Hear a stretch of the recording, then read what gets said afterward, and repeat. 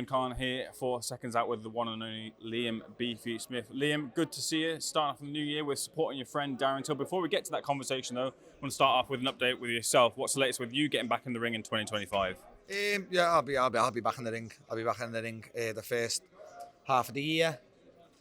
We're just in the middle of whatever it's dotting the I's, crossing the T's, and I think we're going to get a lot of announcements soon, and I think I'll be probably involved in one of them announcements. Yeah, I think the last update was that you were close to agreeing something with Matchroom. Is that the case there, going back with Matchroom to have a fight with them? Yeah, I think so.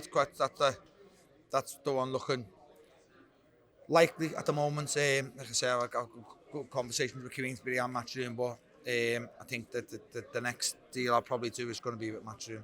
And back then, I think you kind of ruled out it being Ammo Williams. Is that still the case? It wouldn't be Ammo? No, I think it won't be Ammo. I just think that's like a pointless fight, if you know what I mean. But yeah, I don't think Ammo's really mentioned. But yeah, we'll see. You know, we'll see what happens. So then, if you could sum up your kind of mission statement for 2025, where do you want to be at the back end of the year? Just back. Like I said, it's so hard for me to mention any names and call people out when I've been out the ring injured. Like I said, I'm fully injury free now. I'm happy. I'm in a good place. I'll get myself fit. I had a lovely Christmas with me two little girls, and now I'll be back fit. And you know, when this announcement comes, I'm sure people will be happy with it. People will be happy with it. I'm happy with what's getting spoken about, and you know, the bill I'll be on. It'll be a great bill. So, yeah, I'm in a good place, and I'm looking forward to 2025. Your brother Callum has got a date penciled in with Joshua Buatsi. How's he been looking ahead of that fight with Buatsi? And he mentioned about how he didn't have the sparring for Beterbiev. Do you feel that he'll be in fit and full shape for this fight with Buatsi? Yeah, you know, obviously, he's in the gym. He's happy. He's back in the gym, and he's back with the fire in his belly and in a good frame of mind. And he's got a great fight in Joshua Buatsi on a great bill, February 22nd. And I'm happy to see him back. You know, we can't walk away from the sport. You know, he's got too much left in the tank, too much left to give. He's lost so hard to Beterbiev and Canelo Alvarez, two of the elite fighters, two of the top 3 pound for pounds.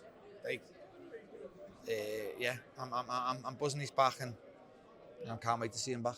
How do you view the fight? Do you view Callum as like a big favourite in the fight, or do you feel it might be a little bit closer? I think it's a good fight from the outside looking. It's a good fight from the betting point of view. Callum's an underdog. He's a big underdog, which is. How do you view it? To me, I view it stylistically. I think Buatsi's made for Callum. I think he's a tough, rugged man.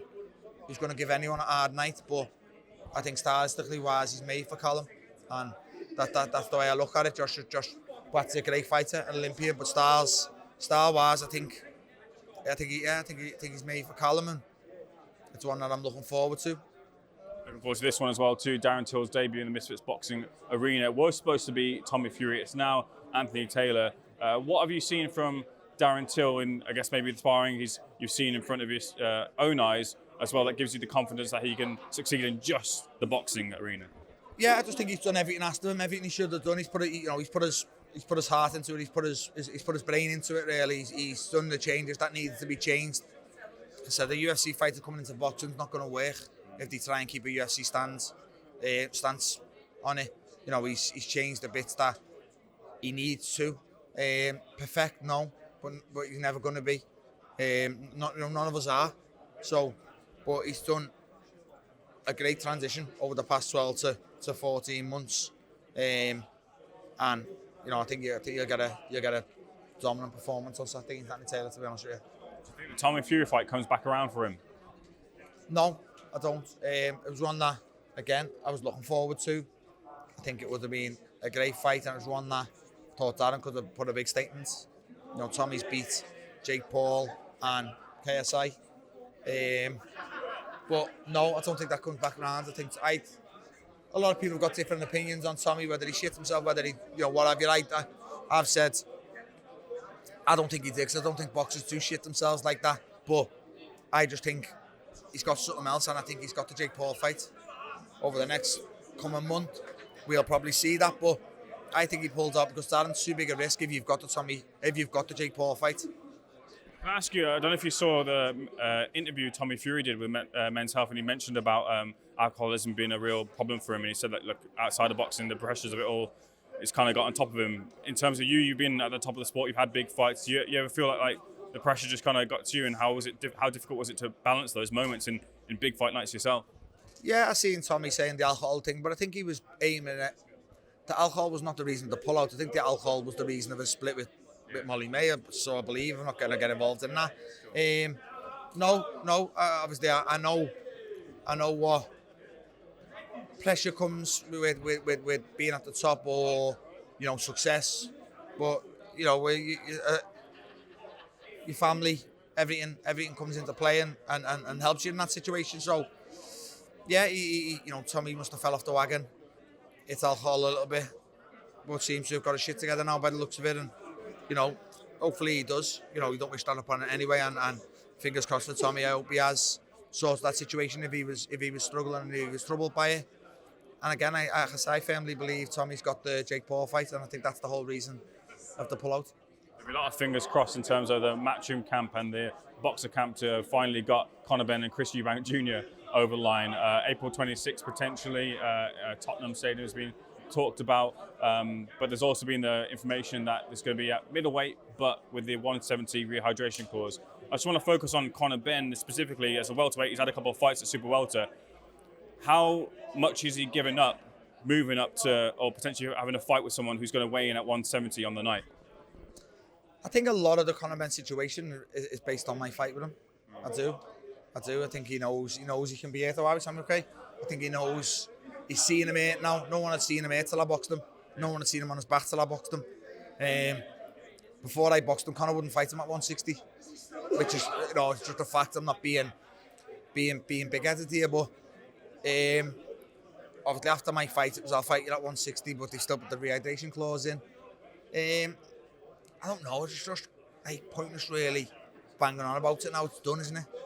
We were all saying, it's pointless talking about it. Just make the fight. Now they made the fight, so I just think it's pointless now talking about rehydration clause and all that. Chris has accepted it.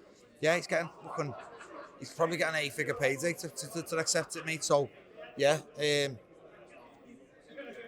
got £10. £10 probably enough for Chris. I don't think Chris puts over a stone on, which is £14. So give or take £2 for the money he's going to be getting. It's not a big issue.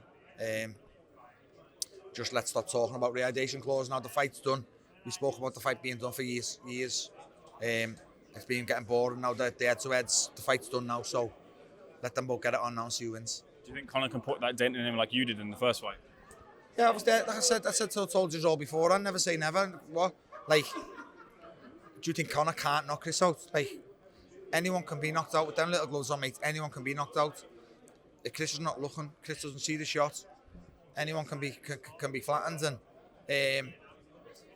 if he does it, I won't be. Wow, CONOR BENN just knocked Chris out, and vice versa. Conor's been down off journeyman. Chris flattens Conor. I won't be like, oh my God, Eubank stop Ben. They've both got the frailties. They've both got the vulnerabilities, and they've both got the strengths. And I do think it'll make for a good fight. And yeah, I'll be an interested observer, obviously, because like I said, I'll fight before them, and it's very easy. It's hard for me to call names out now because I haven't had the fighting over 12 months. So once I'm back, I'll then call the names out I want to call out. Just to close this out, we've seen the news that Turkey said that for anti-Joshua, the plan is Deontay Wilder and maybe Bacoli. The thought of getting Joshua versus Wilder a few years back might have been at the top of the tree. Now isn't so, but still excited for that fight? No, and it's on the basis I don't want to see Wilder no more. I don't. I think he's lost everything he had. Joshua against Bacoli, yeah, where do I stand? Anyone. I still think he's very exciting, Joshua. But I just don't want to see Deontay Wilder back in the ring. I don't think he was ever great to watch anyway. He's just a monstrous puncher, and I feel like he's lost that now. I think he's shot a little bit. He's gun shy, and he had a great career, WBC champion, Olympian. Not near enough everyone he'd been in the ring with and beat, he's knocked out. So, had a great career, won many begged for, but I just don't want to see him back in the ring no more. You see Fury back in the ring? Yeah, I do. Like I said, I'd pay to see Fury Joshua. Just be interested to see what they've got left. Tyson's had 2 mentally draining fights with Usyk, but yeah, Tyson Fury's not finished losing in a great fight to Usyk. He did lose, but he lost in a great fight. He didn't get made, he didn't get battered, he didn't get stopped. Tyson's just lost 2 great fights to the best heavyweight in the world. Is he finished? No. Do you know what I mean? And that's where, we're in a fickle sport, and I touch back on myself. I beat Eubank in January. I was the best middleweight in the world on people's lips. I lost to him in the very next fight. I'm finished and should retire. We're in a fickle sport. Tyson Fury's just lost 2 great fights to Alexander Usyk, and he's finished. It just doesn't make sense to me, but do I want to see him back? Yes. Good conversation. Thanks so much.